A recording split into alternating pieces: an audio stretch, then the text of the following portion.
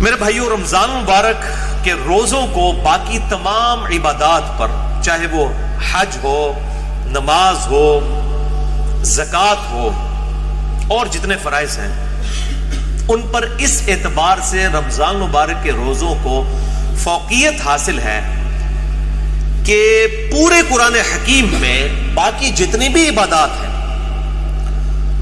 ان کی detail scattered form میں ہے، بکھری ہوئی حالت میں. یعنی اگر میں کہوں کہ حج کے ٹاپک پہ آیات کہاں ہیں، وہ سورۃ البقرہ میں بھی ہیں، سورہ آل عمران میں بھی ہیں، سورۃ الحج کے اندر بھی ہیں.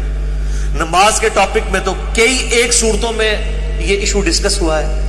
اسی طریقے سے زکوٰۃ بھی سینکڑوں جگہ پہ ڈسکس ہوئی ہے.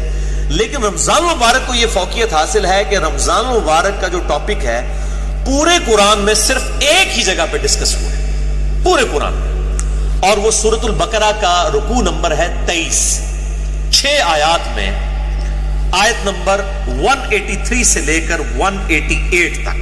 سورۃ البقرہ آیت نمبر 183 سے 188 تک جو آپ نے قرآن حکیم میں کھول رکھی ہے، اس میں رمضان مبارک کے ٹاپک کو ڈسکس کیا گیا ہے.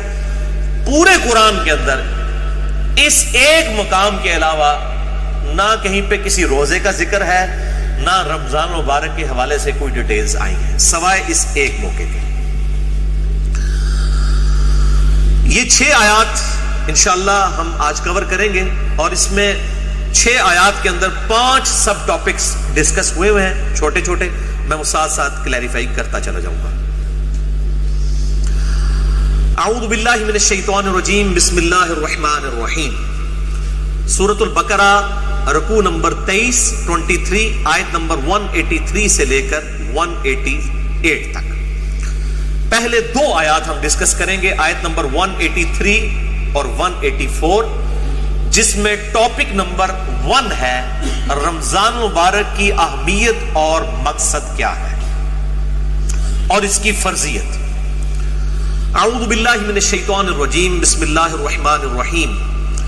یا ایھا الذین آمنوا کتب علیکم الصیام، اے ایمان والو تم پر روزے فرض کیے گئے ہیں.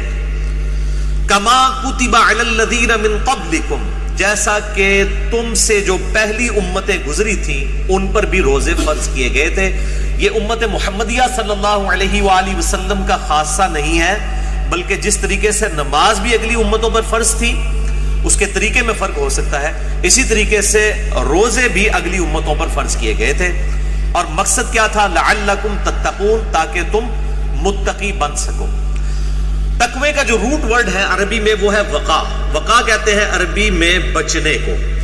یعنی جس شخص کو یہ یقین ہو کہ کسی ہستی نے میری مرضی کے بغیر مجھے پیدا کیا ہے اور وہ میرے ساتھ کچھ بھی کرنے پر قادر ہے، اس کے خوف کی وجہ سے، اس کے ڈر کی وجہ سے گناہوں سے بچنا اور فرائض پر استقامت اختیار کرنا، یہ ہے تقوی. اب وہ گناہ حقوق العباد سے ریلیٹڈ بھی ہو سکتے ہیں اور حقوق اللہ سے ریلیٹڈ بھی ہو سکتے ہیں، اور فرائض بھی حقوق العباد سے ریلیٹڈ بھی ہو سکتے ہیں اور حقوق اللہ سے ریلیٹڈ بھی ہو سکتے ہیں. سورۃ الحجرات میں واضح طور پر آیا ان اکرمکم عند اللہ اتقاکم، بے شک تم میں اللہ تعالیٰ کے نزدیک سب سے عزت والا وہ ہے جو زیادہ متقی ہے. اور رمضان کا مقصد بھی تقوی ہے. اب مجھے ضمناً حدیث یاد آئی جو بخاری اور مسلم دونوں میں موجود ہے. کتاب النکاح چیپٹر میں یہ پہلی حدیث ہی آپ کو مل جائے گی، صحیح بخاری میں بھی، صحیح مسلم میں بھی اور مشکات میں بھی، نکاح والے چیپٹر میں، کہ آپ صلی اللہ علیہ وآلہ وسلم نے فرمایا اے نوجوانوں کے گروہ، تم میں سے جو نکاح کی استطاعت رکھتا ہو اسے چاہیے کہ وہ نکاح کرے. یہ چیز اس کے شرمگاہ کی حفاظت میں مدد کرے گی اور نگاہوں کو نیچا رکھنے میں اس کو سپورٹیو ہوگی. اور جو نکاح کی استطاعت نہ رکھتا ہو، یعنی فائنینشلی اس کو سپورٹ نہ کر سکتا ہو ازدواجی زندگی کو، تو وہ روزے رکھ کر اپنی شہوت کو ٹھنڈا کرے. یعنی روزہ جو ہے یہ تقوی کے حصول کا ایک ذریعہ ہے. ایام معدودات، گنتی کے چند دن ہیں، یہ رمضان کا جو مہینہ ہے اور روزے ہیں. فمن کان منکم مریضا، پس جو کوئی تم میں مریض ہو، اس میں بھی ایکسیپشن دے دی کہ اگر مریض ہو، او علی سفر، یا وہ سفر میں ہو، فعدۃ من ایام اخر، تو وہ اپنی گنتی کو باقی دنوں میں پورا کر سکتا ہے. اب وہ سفر چاہے آرام دہ ہو یا غیر آرام دہ ہو، اس سے کوئی سروکار نہیں ہے، سفر میں وہ روزہ چھوڑ سکتا ہے، لیکن باقی دنوں میں گنتی پوری کرنی ہوگی. باقی اس کی ڈیٹیلز انشاءاللہ فقہی احکام و مسائل ہم اگلی نشست میں ڈسکس کریں گے. وَعَلَى الَّذِينَ يُطِيقُونَهُ فِدْيَةٌ طَعَامُ مِسْكِينٍ، اور وہ لوگ جو بڑی مشکل سے طاقت رکھتے ہیں روزہ رکھنے کی، یعنی بہت بوڑھے ہو چکے ہیں، بیمار ہیں، یا اسی طریقے سے کوئی حاملہ عورت ہے، کوئی دائمی مریض ہے شوگر وغیرہ کا، اس طرح کی جو صورتحال ہو، فدیۃ طعام مسکین، وہ فدیہ دے سکتا ہے مساکین کو. فمن تطوع خیرا فهو خیر له، اور جو کوئی اس سے بھی زیادہ اللہ کی راہ میں خرچ کرنا چاہے، یعنی ویسے تو ایک روزے کے بدلے ایک مسکین کو ایک وقت کھانا ہے، اگر کوئی زیادہ مساکین کو کھلانا چاہتا ہے، جتنا گڑ پاؤ گے اتنا ہی میٹھا ہوئے گا، تو اس کے لیے اتنا ہی بہتر ہے. وَأَن تَصُومُوا خَيْرٌ لَكُمْ، اور اگر تم روزہ رکھو تو اسی میں تمہارے لیے بہتر ہے. یہ نہ ہو کہ تھوڑی سی بیماری اور بہانہ کر کے کہو جی میں تو فدیہ ہی دے دینا، روزہ رکھنے کی کڑی لوڑ ہے. اِن كُنتُمْ تَعْلَمُونَ، اگر تم جانتے ہو تو روزہ رکھنے میں ہی بہتری ہے. یعنی انسان سب سے بڑا خود اپنے اوپر جو ہے وہ گواہ ہے اور مفتی ہے، وہ بہتر سمجھتا ہے کہ مجھے کس طریقے سے چیزوں کو لے کر چلنا ہے. جیسے دنیاوی منفعت کے لیے وہ انسان چھوٹی چھوٹی چیزوں کا خیال رکھتا ہے، تو آخرت کے اعتبار سے بھی وہ خیال رکھے.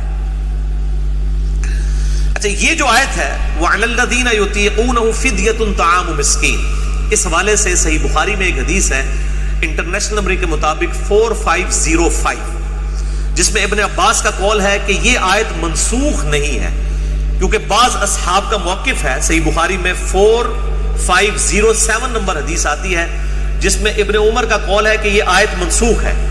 یعنی ان کا موقف یہ ہے کہ یہ پہلے آپشن تھی کہ جو شخص مال دے سکتا ہے وہ مال دے لے، اور جو روزہ رکھ سکتا ہے وہ روزہ رکھ لے. یہ دونوں آپشن ہیں، یعنی مریض والا چکر نہیں. جو مالدار ہے وہ صرف مال دے دے، چاہے وہ صحت مند بھی ہے تو روزہ رکھنے کی ضرورت نہیں ہے. یہ ابن عمر کا موقف ہے 4507. جبکہ ابن عباس کا موقف صحیح بخاری میں 4505 ہے، وہ یہ کہتے ہیں کہ یہ آیت منسوخ نہیں ہے، بلکہ اس سے مراد وہ بوڑھا اور بوڑھی ہے یا بیمار شخص جس کو صحت یاب ہونے کی امید نہیں ہے اور بڑی مشکل سے وہ روزہ رکھنے پر قادر ہے، اس کے لیے روزہ نبھانا مشکل ہے.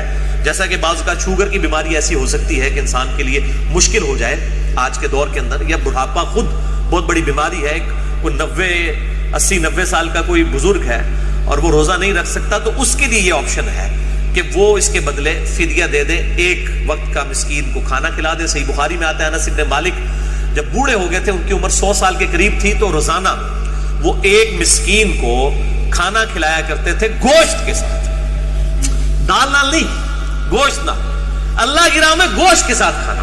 اور یہ بھی آتا ہے کہ وہ بسا اوقات 30 مساکین کو اکٹھا بٹھا کر کھانا کھلا دیا کرتے تھے 30 کے 30 روزوں کا. تو یہ دونوں طرح آپشن موجود ہے، جس طرح بھی کر لیا جائے. میں انشاءاللہ اگلی دفعہ اس پہ ڈیٹیل بات کروں.